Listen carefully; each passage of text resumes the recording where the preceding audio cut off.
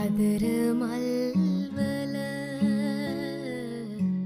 පාට කියන්නද ඒ වගේ ලස්සන තව නෑ ඒ වගේ ලස්සන තව නෑ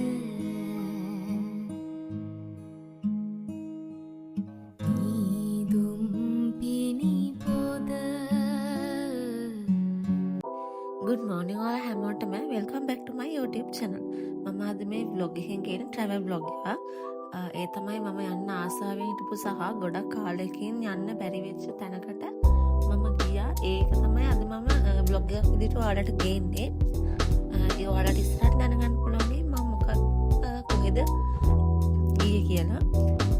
ඒ වගේම තමයි මේ තැන ගැන ඔයාලත් දන්නවා, ඔයාලත් ගිහින් ඇති. ඒ වගේම තමයි අද මම යන්නේ අයියා එක්ක නෙමෙයි. අද මම යන්නේ මගේ යාළුවෙක් එක්ක. එයා නම් කලින් ගිහින් නැහැ. එයා මාත් එක්ක ෆස්ට් ටයිම් යනවා කිව්වේ. ඒ හින්දා ඇත්තටම මට සතුටුයි පළවෙනි පාට යන කෙනෙක් එක්ක මට යන්න හම්බුනේ. ඒක මොකද එතකොට මට එයාට මම දන්න දේවල් කියලා දෙන්නත් පුළුවන් කරන විදිහ. අපි දෙන්න ගියේ බස් එකේ. කොහොම හරි කොච්චි කඩේට යන බස් එකේදී අපිට බහින්න ඕන තැන පහ වුණා. වහින්න ඕන තැනට පහ කළා ගොඩාක්. එහාට ගිහින් තමයි බැස්සේ. ඊට පස්සේ ආපහු පයින් එන්න බැරි හින්දා ඌබර් එකක් දාගෙන කොච්චි කඩේ පාටේ ළඟට ආවා. ඒ යනකොට තමයි මෙහෙම සෙනඟ දැක්කේ. තමිල් කට්ටිය තමයි හම් පොලිම් වල හිටියේ. ඒගොල්ලන්ගේ මොන හරි කෝවිලේ මං හිතන විදිහට මොකක් හරි උත්සවයක් හරි මොන හරි බෙදන හරි දෙයක් තිබ්බා. ඊට පස්සේ අපි කොච්චි කඩේට යන්න කලින් ඊට ඉස්සරහ තියෙන කැෆේ එකේ පොඩි බඩගින්නක් ඇවිල්ලා කාලා පස්සේ තමයි අපි දෙන්න කොච්චි කඩේ ඇතුළට ගියේ. පාරායිනේ හිටපු ආච්චි කෙනෙක්ගෙන් ඉක්පත්නම් අරගත්තා. ඊට පස්සේ නම් 10% වගේ තමයි හම්බුනේ. අපි දෙන්න කොහම හරි යනකොට පුදුම සිකියුරිටි එකක් දාලා තිබ්බේ කොච්චි කඩේ පල්ලියට. මං හිතන්නේ පාස් ගහාරෙන් පස්සේ තමයි ඔහම ඔච්චර ලොකුවට සිකියුරිටි එකක් දාලා තිබ්බේ. ඔය දැන් මම යන්නේ මම ගිය පාර ආවට පස්සේ තිබ්බා ඇතුලේ ටිපන්නම් ගන්න පුළුවන් තැන. හැබැයි මට මේ පාර නම් එහෙම තැන හම්බුනේ නැහැ. ඔය දෙන්නේ ඊස්ට් බෝම්බ් බ්ලාස්ට් එකෙන් නැති වෙන අයගේ නම් ගහපු ස්මාරකයක් වගේ සිහිවටනයක් වගේ එකක්. එතන අපි එතනින් තමයි ඇතුල් වුණේ. හරියටම එන්ට්‍රන්ස් එක කොතනද කියලා මට මතක නැහැ. හැබැයි අපි එතනින් තමයි ඇතුල් වුණේ. ඊට පස්සේ අපි කොච්චි කඩේ පල්ලිය ඇතුළට වෙලා ටිකක් වෙලා ඉඳගෙන හිටියා. අතරම කිව්වොත් හරිම නිස්කලංකයි ක්‍රිස්තියානියා සෑහෙන්න ඇවිල්ලා හිටියා. නුඹේ එක හීනෙක හැංගිලා ඉන්නේ සිඟිති කිරිල්ලක් පාඩුවේ ගුලිවී නුරාපෙම් සීතලේ නීදී අහසේ සරා සංසාරේ එකමත් රටක ආයේ අමාපෙම් හසකෙන් යයි පිපින්නම් විඳින්නම් ආදරේ වයන්නම් හදවීනාවේ සුපෙම්බරගී සංසාරේ සොයන්නම් සිබින්නම් නැතිවෝ ආදරේ ගිලන් වෙලා සඳත් නෙදා හොයන්න බලන්න කවුරුත් නෑ තුරුල් වෙලා ලබන්තෙමු මගේ කුමරු ගිලන් වෙලා සඳත් නෙදා සොයන්න බලන්න කවුරුත් නෑ තුරුල් වෙලා ලබන්තෙමු කොච්චි කඩේ පල්ලිය ඇතුලේ එවලේ ෆාදර්ස්ලා දෙන්නෙක් විතර අපි දැක්කා. එයාලා සැරෙන් සැරේ කියන්නේ ඇතුළට ඇවිල්ලා බලලා යනවා. මේ මම කරන්නේ මම කලින් ආවා කියලා ඒ ආපු දවසක මම දෙයක් හිතේ තියාගෙන මම ප්‍රාර්ථනා කරා මේක ඉෂ්ට වුණත් මම මේ දේ කරනවා කියලා. ඇත්තටම කිව්වොත් මම හිතාගෙන ගිය දේ මට ඉෂ්ට වුණා. ඒ හින්දා තමයි මම පොරොන්දු වෙච්ච විදිහට ඒ දේ කළේ. ඒ වගේ මේක තවත් දක්ව විශේෂ දෙයක් තමයි මෙතනට ක්‍රිස්තියානි අය විතරක් නෙවෙයි සිංහල දෙමළ ඒ කියන්නේ ඒ ආගම් වල අයත් ඇවිල්ලා හිටියා. ඇත්තටම කිව්වොත් මට නම් මෙතන පුදුම ඒක මට කියන්න තේරෙන්නේ නැහැ. කොච්චර හිටියත් ඇතිවීමක් නැහැ. ඕන තරම් වෙලා ඉන්න පුළුවන්. හැබැයි එහෙම අපිට නිකරුණේ කාලය ගත කරන්න බෑ.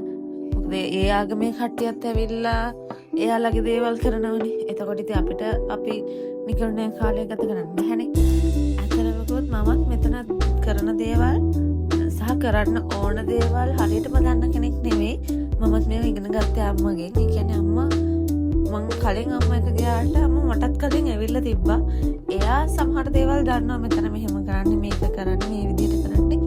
ඒ වගේ දේවල් දන්නවා. මෙයාගෙන් අහගෙන තමයි ගිය සැරේ තේ දේවල් කරේ. හැබැයි මම මේ සැරේ ආවේ අම්මා එක නෙවෙයි හින්දා පොඩ්ඩක් අමතකයි කරන්න ඕනේ මොනවාද කියලා. මේ තියෙන්නේ මට හරියටම කියන්න තේරෙන්නේ නැහැ. ශාස්ත්‍රවරු කිව්වොත් හරි කියලා හිතෙනවා. ඇත්තටම මෙතන හුඟක් ලස්සනයි. මේ තමයි ඉටිපන්දම් පත්තු කරන තැන. මම අර ඉටිපන්දම් හොයන්න ගියාගේ මම ඇත්තටම හොයන්න ගියේ මේ අර තිබ්බ දිග ඉටිපන්දම් හැබැයි මට හම්බුනේ නැහැ.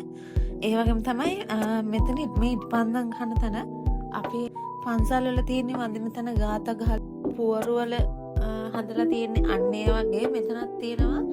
අපි ඉටිපන්දම පත්තු කරන ගමන් ඒක කියන්න ඕන දේවල් සහ හිතේ තියාගෙන තමයි ඉටිපන්දම් පත්තු කරේ. ඊට පස්සේ මෙන්න මේ ලස්සන මාළු වෙන පොන්ට් එකක් වගේ තරක කරනවා. ඇත්තටම හරිම ලස්සනයි. මට හරියට වීඩියෝ එකක් ගන්න බැරි වුණා. ඊට පස්සේ එතන ටිකක් වෙලා ඉඳලා අපේ ඉන්ටෙන්ෂන් කියන්නේ අපි හැමති දේවල් කොලේක ලියන එක. ඒ දේ කරලා අපි දෙන්න එළියට ආවා ගෙදර යන්න කියලා හිතාගෙන නෙවෙයි ආවේ. ඇත්තටම කිව්වොත් හැවලක් කරක් හිතාගෙන.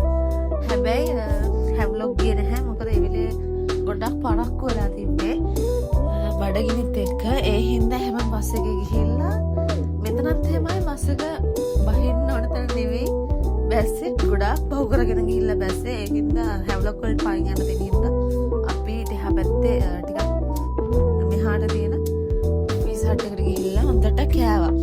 ඇත්තම මොකද ගොඩක් බඩගින්න හිටියේ. මොකද යනකොට කාපු අර කැෆේ එකෙන් කාපු ටික විතරයි අපි කාලා හිටියේ. උදේටවත් කාලා තිබ්බේ නැහැ. ඊට පස්සේ මෙන්න මෙහෙම වැලුම් බෝලිකුත් පීස් හට් එකෙන් අරගෙන අපි හිටියා මගේ යාළුවගේ තාත්තා එනකන් අපිව ගන්න. මම ගෙදර යන්න නැතුව යාළුවා ගෙදර ගියේ. මට අයියත් එක්ක එහෙමම එයා වැඩ කරන පස්සේ ගෙදර යන්න ලේසි හින්දා අපි ගේ ගමන් කරේ යාළුවා ගෙදර. එයා කිව්වා මට නේල්ස් දාලා දෙන්න කියලා. මම නේල්ස් දාන්න හරිම ආසයි. හැබැයි අර එකින් එක හැමීට නියපොතු හදන්න මට මුගක් කම්මැලි. ඒ හින්දා තමයි යාළුවට කිව්වා මෙයා දාලා දෙන්නම් කිව්වා. එයා තමයි නේල්ස් ටික ගෙනල්ලා ඔක්කොම අරලවන ස්ටිකර් ගෙනල්ලා හැමදේම කරේ එයා. හැබැයි ඒ අලෝපු නේල්ස් ටික ඇත්තටම ගියොත් වැඩි වෙලාවක් තියාගන්න හම්බුන්නේ නැහැ. මොකද මේ ඒක අලෝලා සාමාන්‍ය පැය 5ක්වත් වතුර අල්ලන්නේ නැතුව එහෙම ඉන්නවලු. හැබැයි අලෝලා විනාඩි 30ක් පැය භාගයක් විතර යද්දි මම අත හොදලා මූණ හොදලා ඒව කරායි මගේ නේල්ස් ටික ඔක්කොම ගැලවිලා ගියා. ඇත්තටම කිව්වොත් ඒක ඊට පස්සේ අලව ගන්නත් හරිම අමාරු වුණා. ඊට පස්සේ මම ඇලෙුවේ නෑ. එහෙම ගලවලා දාලා අයියා වැඩ කරන තැනට ගියා. යත් එක ගෙදර යන්න. ඔන්නම තමයි මගේ එදා දවසේ ගෙවුනේ. වීඩියෝ එක බලන් හිටියට thank you so much. ආපහු වීඩියෝ එකෙන් අපි හම්බෙමු.